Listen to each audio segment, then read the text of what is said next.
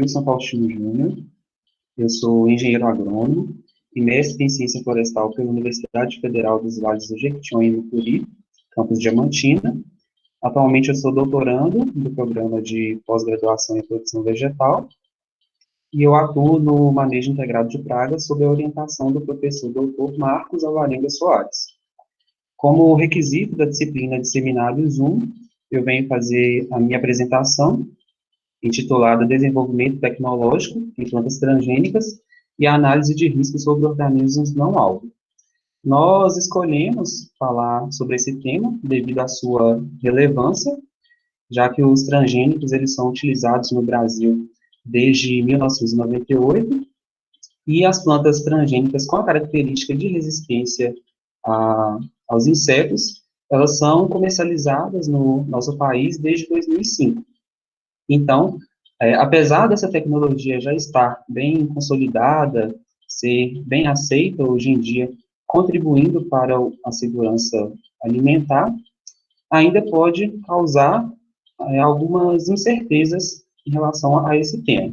Então, por isso é importante trazer essa temática, né, destacar o avanço tecnológico, que garante a sua especificidade, e principalmente as análises de risco, né, as pesquisas envolvendo os possíveis efeitos sobre organismos não alvo dessa tecnologia. Este é o meu roteiro de apresentação. Primeiro eu vou fazer uma breve contextualização, justificando a utilização dessas plantas transgênicas na agricultura. A partir disso eu vou falar sobre o manejo integrado de pragas, dando ênfase no controle varietal. Vou falar sobre as plantas transgênicas resistentes a insetos, a tecnologia, né, das proteínas inseticidas CRI e VIP, e também do RNA de interferência. E depois eu vou falar sobre os riscos associados, trazendo vários trabalhos, vários estudos envolvendo a análise sobre organismos não-alvo, as minhas considerações finais e, por fim, as referências utilizadas na montagem da apresentação. Bom, a produção agrícola brasileira, ela está passando por um momento favorável, mesmo em meio à pandemia, né? Isso se deve às condições climáticas do nosso país, que acaba beneficiando as lavouras em diferentes regiões do Brasil. Segundo a CONAB, a Companhia Nacional de Abastecimento, espera-se, né, estima-se que a produção de grãos atinge um patamar recorde, principalmente os cultivos de soja e milho, que impulsionam o volume total de produção do país. A participação do Brasil no mercado mundial de alimentos saltou de 20,6 bilhões para 100 bilhões de dólares nos últimos 10 anos, com destaque para a produção de carne bovina, de frutas, especialmente laranja, os cultivos de soja, milho, algodão e produtos florestais madeireiros e não madeireiros. Porém, essa alta produção, ela requer extensas áreas como a monocultura, que possuem desvantagens, como o empobrecimento nutricional e exaustão do solo, o desequilíbrio ecológico e a perda da biodiversidade, e também condições favoráveis à multiplicação de pragas e doenças. Neste trabalho, foi feito um levantamento com 137 pragas e doenças associadas a cultivos de trigo, arroz, milho e batata em diversas regiões do mundo, onde foi relatado que o ataque desses organismos pode reduzir a produção de 10% a 40% em escala global. Estima-se que 20% a 40% da produção agrícola mundial seja perdida a cada ano, em consequência das pragas e doenças, representando uma perda econômica de 220 bilhões de dólares. Já no Brasil, segundo a FAO, essa perda, né, de produção pode chegar a 7,7%, representando uma perda de 25 milhões de toneladas e uma perda econômica de 17,7 bilhões de dólares. Tudo isso faz com que o Brasil ele seja também reconhecido como autoconsumidor de produtos químicos, né, esteja no topo quando o assunto é comercialização de agrotóxicos. Em 2017, ele alcançou o título de maior consumidor de agrotóxicos do mundo, com cerca de 540 mil toneladas consumidas, aproximadamente 50% a mais que no ano de 2010. E já quando se fala em registro de produtos, segundo o mapa, em 2020 foram registrados 493 produtos, 4% a mais do que o ano anterior, 2019, sendo um recorde desde o ano 2000. E já em 2021, até maio deste ano, já foram registrados 205 produtos. E esse recorde tem sido alcançado, batido ano após ano, desde 2016. Este gráfico ele foi extraído de um trabalho onde mostra a participação das classes de agrotóxicos na quantidade vendida em produto comercial no Brasil em 2017, onde vocês podem observar que 60% dos produtos foram herbicidas, 15% inseticidas, 15% fungicidas, 2% acaricidas, 1% produtos destinados ao tratamento de sementes e 7% produtos destinados a outros fins. Tudo isso faz com que seja muito importante tanto o manejo integrado de pragas, quanto o manejo integrado de plantas daninhas, que visam o uso mais consciente desses produtos químicos e também possuem estratégias para a recuperação de áreas contaminadas. Então, dando ênfase ao manejo integrado de pragas, o MIP, ele consiste em um conjunto de métodos, também chamadas de táticas, para o controle de insetos considerados pragas. Nessa representação clássica do MIP, a casa do MIP, nos alicerces nós podemos observar a taxonomia, a biologia e a ecologia, que demonstram a importância de se conhecer os insetos presentes na área, o monitoramento e os níveis de controle, que ajudam a determinar, né, na tomada de decisão, entre controlar ou não esses insetos, e as condições do ambiente, que vão interferir no momento exato para fazer o controle. E já os pilares, eles representam os diferentes métodos, que são eles o controle cultural, o biológico, o comportamental, o genético, o varietal e o químico. Esses métodos, eles podem ser utilizados em conjunto ou em sequência e devem respeitar sempre os preceitos ecológicos, econômicos e sociais, de modo que seja ecologicamente correto, economicamente viável e socialmente justo. Então, o controle varietal, ele vai consistir no uso de plantas resistentes a insetos, e essa característica pode ser natural da planta, passada de geração em geração por hereditariedade, ou pode ser obtida por meio dos métodos de engenharia genética, como é o caso das plantas transgênicas. Aqui mostra que do total de produtos, do total de transgênicos comercializados no Brasil em 2020, 51% deles possuíam a característica de tolerância a herbicida, somada à resistência a insetos, 28% tolerância a herbicida somente, e 13% resistência a insetos. Também foram comercializados diferentes plantas com diferentes características, em menor proporção, como o aumento na produção de celulose, resistência a vírus, restauração de fertilidade, aumento da produção de etanol, tolerância a herbicida somada à tolerância seca, qualidade de óleo melhorada e tolerância à seca. Então, notem que, pelo menos, 64% dessas plantas comercializadas, elas possuíam a característica de resistência a insetos. Essas plantas com essa característica, elas são chamadas de plantas transgênicas BT. Elas levam esse nome BT porque o gene de interesse que vai lhe dar essa característica, ele é isolado da bactéria de solo Bacillus thuringiensis.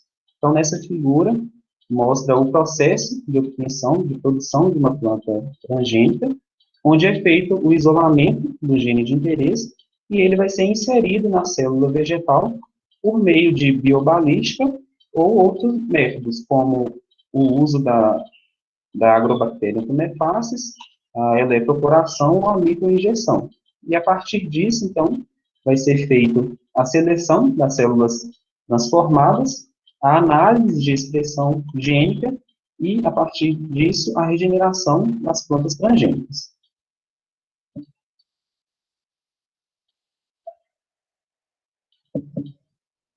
Essa figura, ela mostra o mecanismo de ação do Bacillus thuringiensis, onde o BT, ele se caracteriza pela presença de inclusões cristalinas denominadas de delta-endotoxinas ou proteínas CRI, as proteínas cristalizadas ou cristalinas.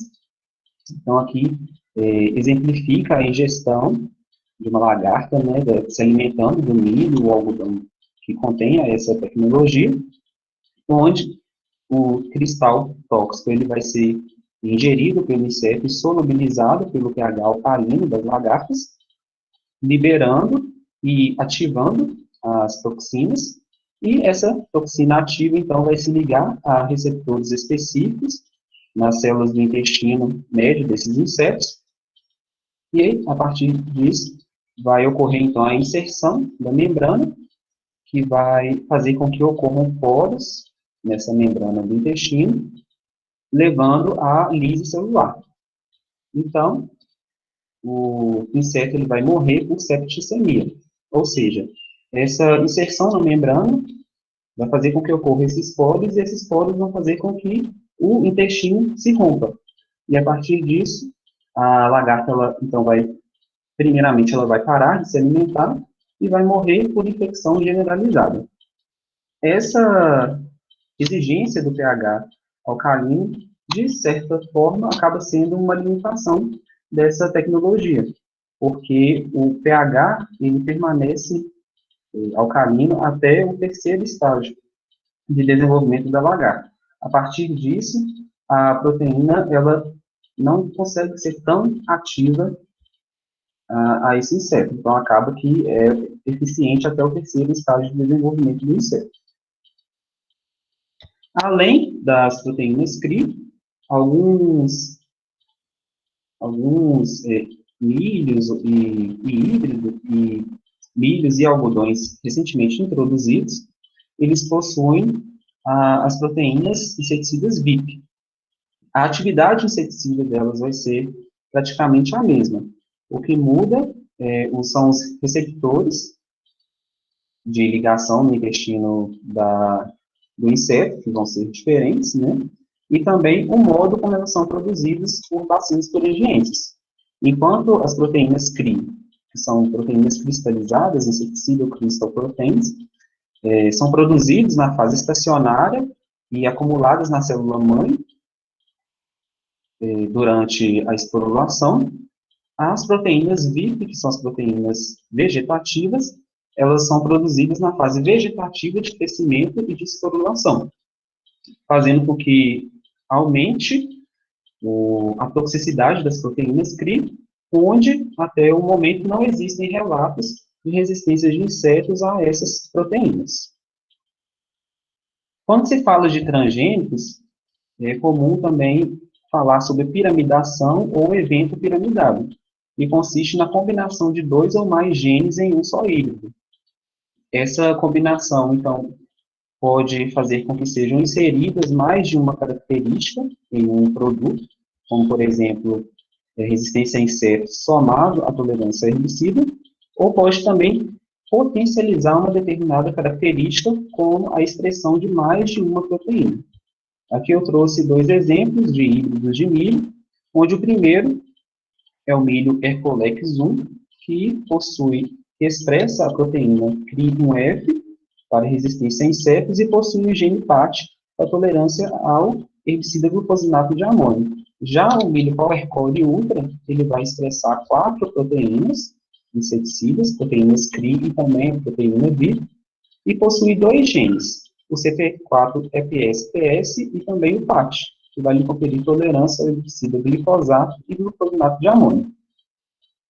Neste trabalho, foi feita a análise de mistura de sementes piramidadas, expressando CRI e VIP, na redução da lagarta Helicoverpa zea, a lagarta do espigo do milho.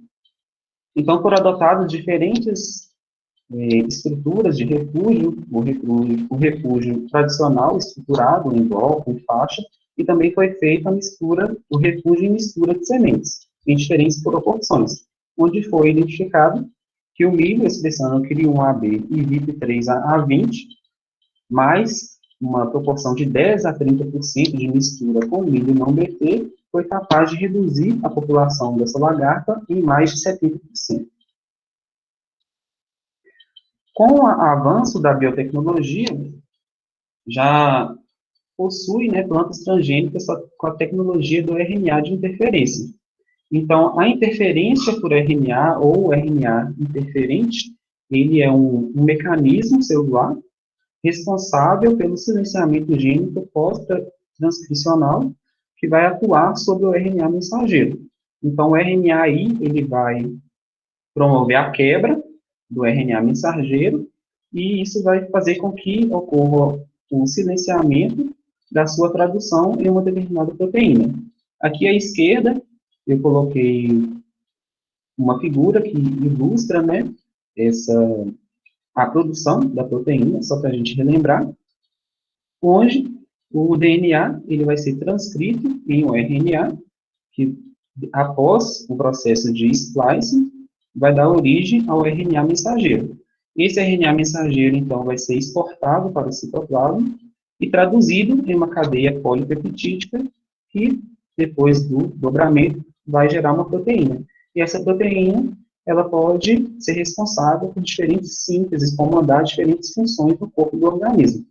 Então, a partir disso, entendendo essa produção de proteína, é feito o sequenciamento do gene do organismo que se deseja controlar, por exemplo, um inseto, e vão ser produzidas RNAs de dupla fita, chamadas de dsRNA, onde uma dessas fitas ela foi projetada especificamente para se ligar ao RNA mensageiro-alvo, que vai comandar, que vai ser traduzido em uma proteína que vai comandar alguma determinada função específica no organismo.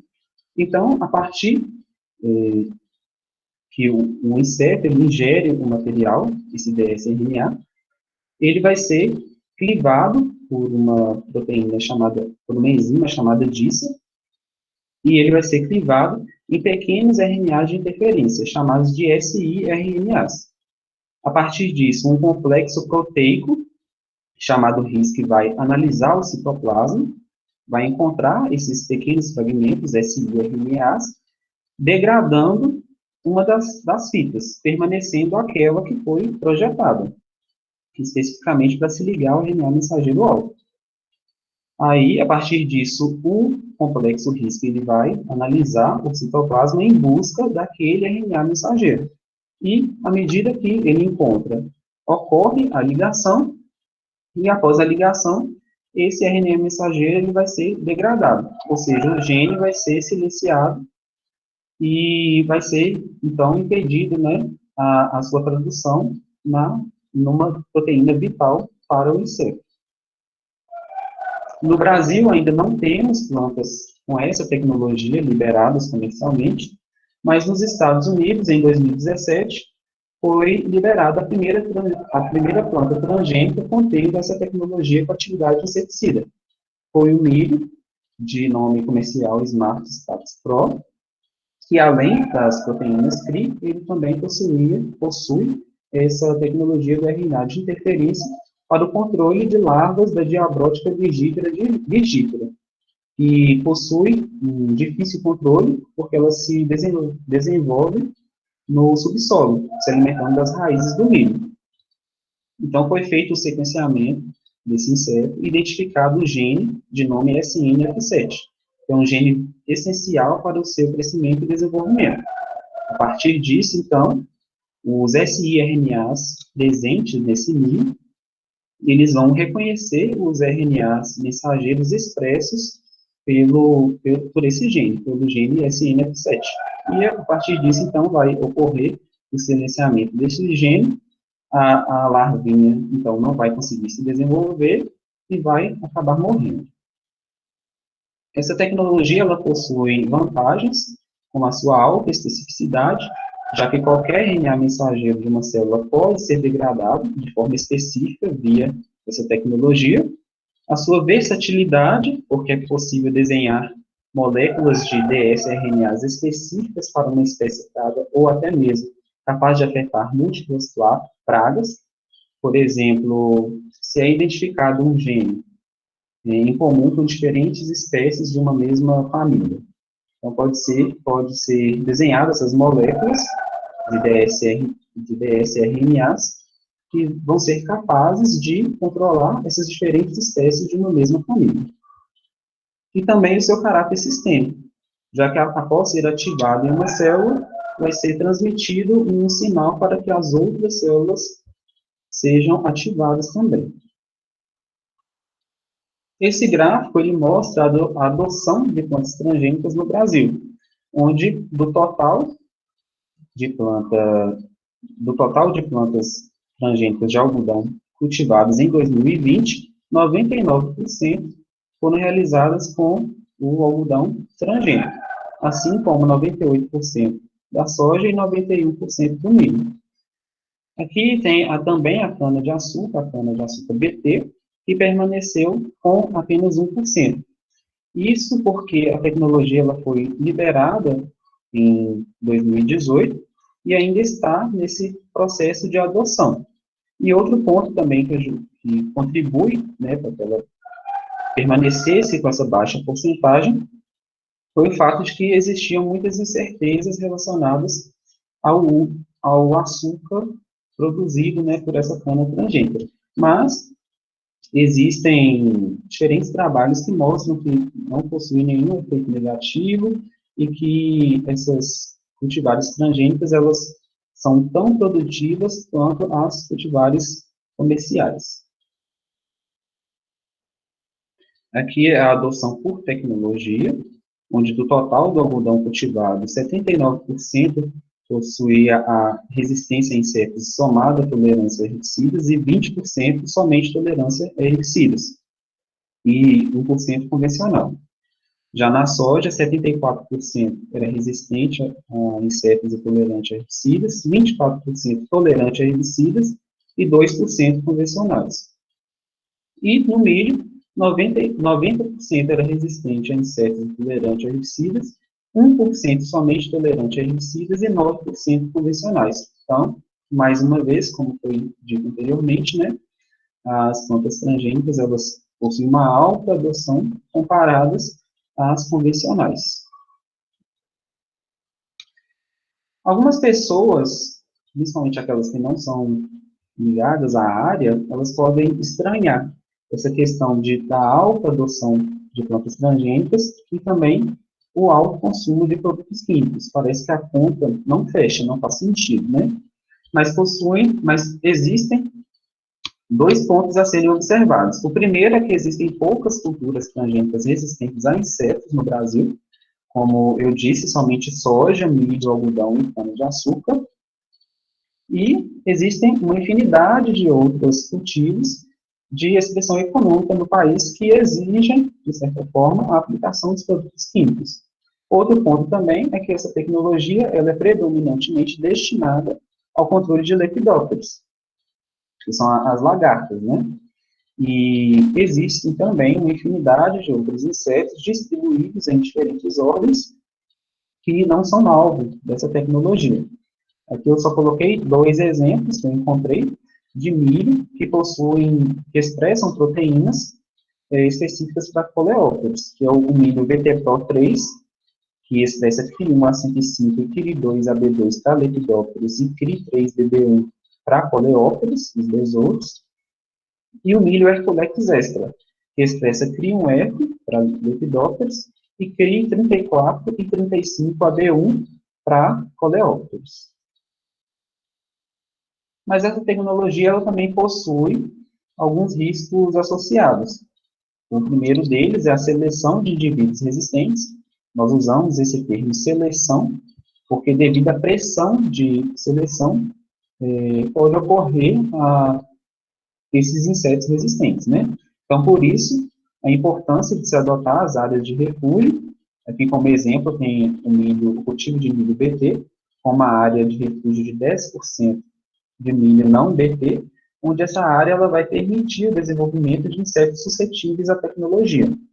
E como essa característica de suscetibilidade ela acaba sendo dominante, então, esses insetos, ao se popularem, né, com os insetos resistentes da área BT, vai fazer com que ocorram, então, mais indivíduos suscetíveis a essa tecnologia. Outro ponto, né, outro risco, são os possíveis efeitos adversos sobre organismos não alvo. Aqui como exemplo os insetos benéficos, como os inimigos naturais, predadores, parasitoides e também os polinizadores. Então, neste trabalho, foi avaliados os efeitos diretos e indiretos do algodão BT e não BT no desenvolvimento e reprodução do predador, do percevejo predador Podizes nigristinos. Os efeitos diretos, só para ilustrar aqui, foram avaliados por meio da oferta do algodão ao percevejo, porque ele, apesar de ele ser um predador, né, se alimentar de outros insetos, ele acaba utilizando os tecidos vegetais para complementar a sua nutrição. E já os efeitos indiretos, eles foram avaliados pela interação trifrótica, onde foi ofertado a esse predador lagartas e espodófilos de perda previamente alimentadas com o algodão BT e não BT. Então, foi observado, né, que não ocorreram diferenças na fecundidade desse predador, quando se alimentou do algodão, e também não foram identificadas diferenças na duração e na viabilidade do estágio ninfal. Houve apenas uma alteração aqui no seu segundo estágio de desenvolvimento, mas não comprometeu os outros estágios. E também não houve diferenças no seu período de pré-oposição, oposição, fertilidade e longevidade de machos e fêmeas. Esses efeitos foram os efeitos diretos, né? E também não houve diferenças nos parâmetros quando foram avaliados por meio da oferta das lagartas Spodoptera frugiperda, previamente alimentados com algodão BT e não BT.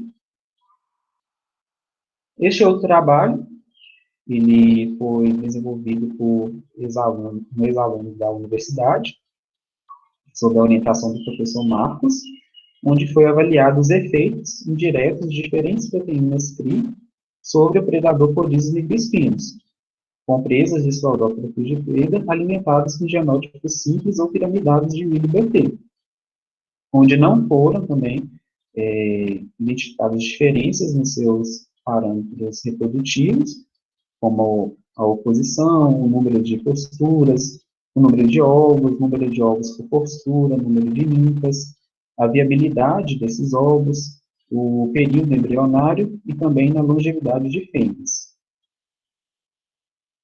E também não foram identificadas diferenças na duração dos estágios de desenvolvimento desse predador. Houve apenas uma diferença em seu último estágio de desenvolvimento.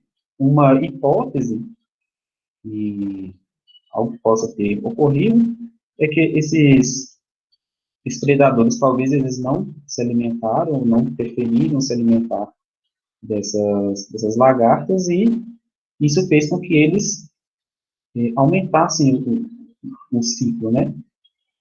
O seu ciclo de desenvolvimento, fazendo com que ele fosse mais rápido. E também foram feitos cortes histológicos de partes, né, do intestino, o anterior, o médio e o posterior desse inseto, onde foi identificado que as toxinas CRI1F, CRI1A55 e CRI2AB2 causaram alterações histopatológicas no intestino médio deste predador. E isso pode comprometer a sua aptidão. Apesar de não ter ocorrido diferenças na sua biologia, em seus parâmetros reprodutivos e também de desenvolvimento, acaba que essa alteração no seu Essas alterações histopatológicas podem comprometer a sua aptidão a longo prazo.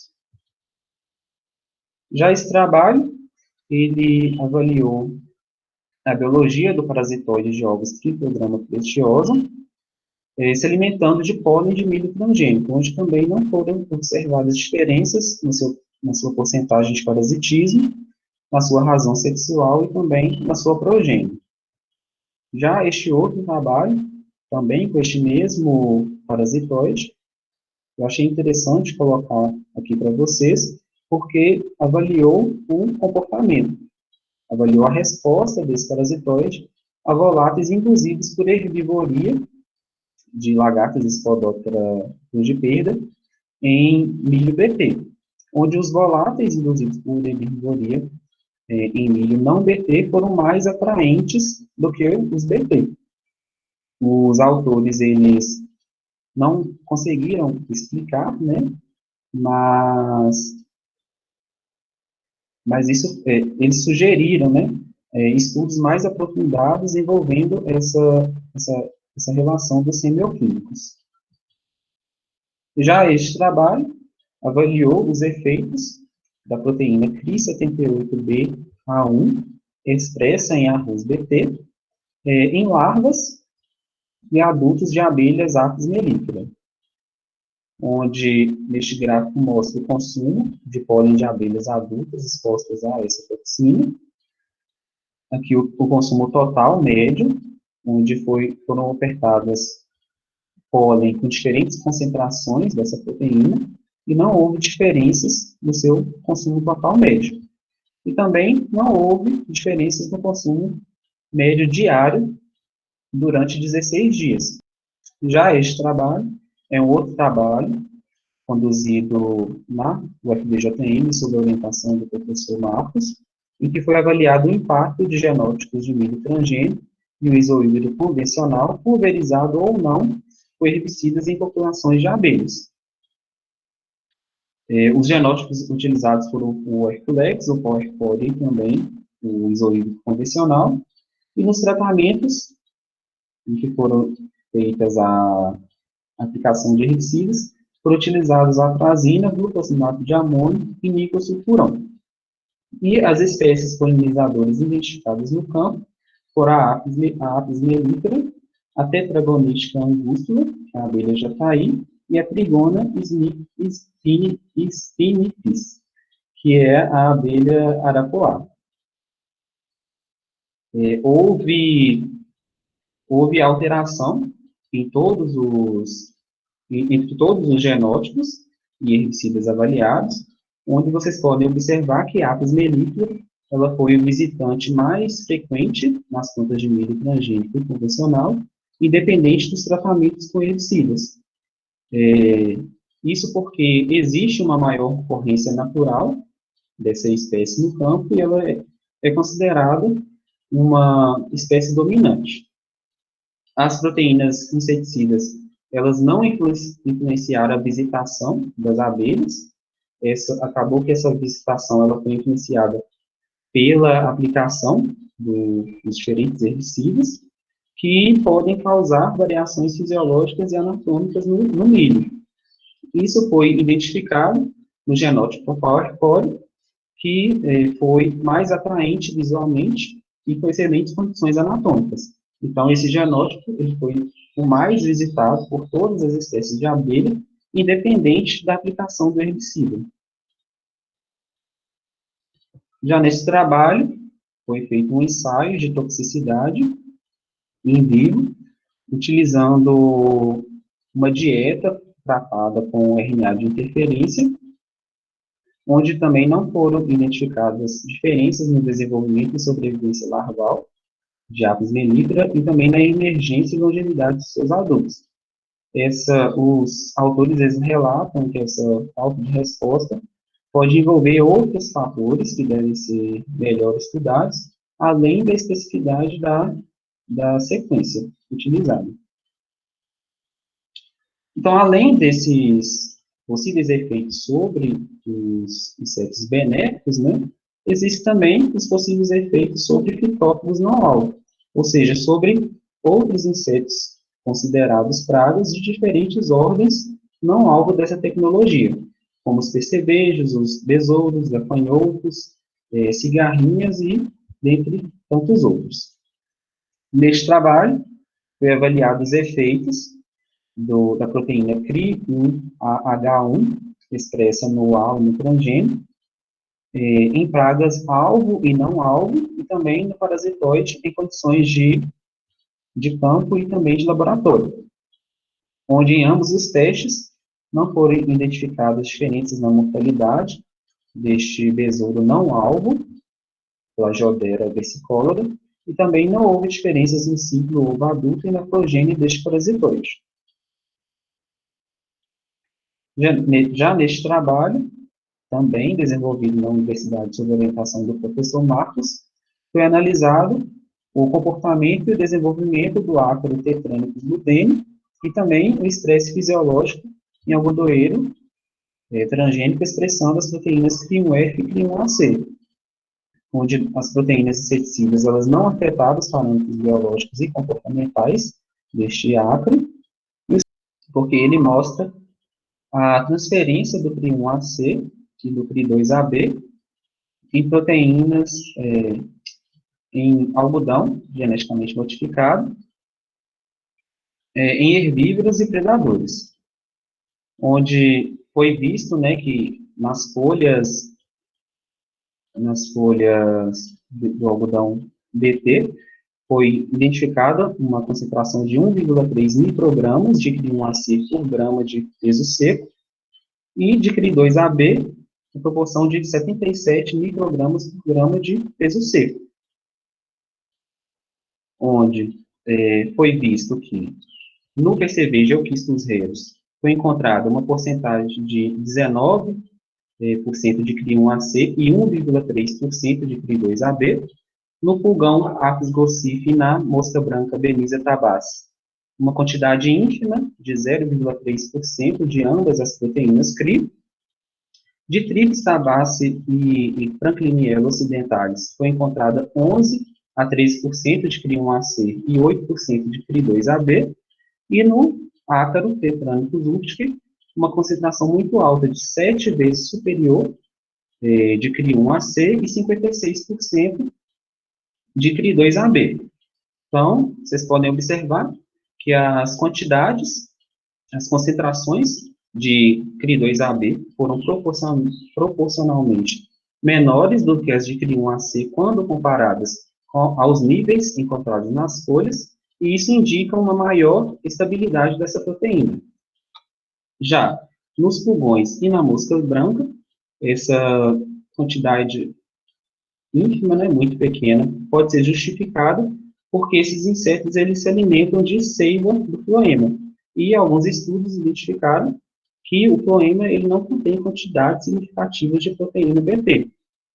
Já os ácaros, eles sugam as células do mesófilo foliar, onde foi relatado em alguns trabalhos que as proteínas CRI, elas se localizam principalmente nas células mesófilas. Isso justifica, então, essa alta concentração, essa alta quantidade identificada nesses ácaros. E já este trabalho, envolvendo o RNA de interferência, foi relatada a eficiência do RNAi na exposição crônica neste besouro do pólen, Brassicostes aineus, que é uma espécie considerada praga na cultura da couza na Europa, onde foi feita uma comparação entre uma exposição de curto prazo, durante 3 dias, e crônica, durante 17 dias, onde foi visto que a alimentação crônica, com as moléculas de RNA dupla fita, dsRNAs, resultou uma mortalidade significativa deste besouro. E isso, então, acabou destacando a necessidade de pesquisas sobre o desenvolvimento de cultivares de couza com a tecnologia do RNA de interferência. Então, como as minhas considerações finais, as vantagens da tecnologia de plantas transgênicas na produção de alimentos são inquestionáveis, porém, existem muitas incertezas relacionadas, né, aos possíveis impactos no ambiente, também na saúde humana, e isso faz com que sejam cada vez mais analisados, né, esses riscos, né, esses estudos de análise de risco em diferentes organismos. E a discussão, ela deve estar sempre ocorrendo com o maior número de especialistas possíveis de diferentes áreas. Aqui foram as principais referências utilizadas na montagem da apresentação. Sugiro a leitura para quem se interessou pelo assunto, quiser entender mais sobre a piramidação gênica, os mecanismos de ação das proteínas CRI e VIP, e também do RNA de interferência na proteção de cultivos a patógenos e também a própria descravo. Muito obrigado e estou à disposição.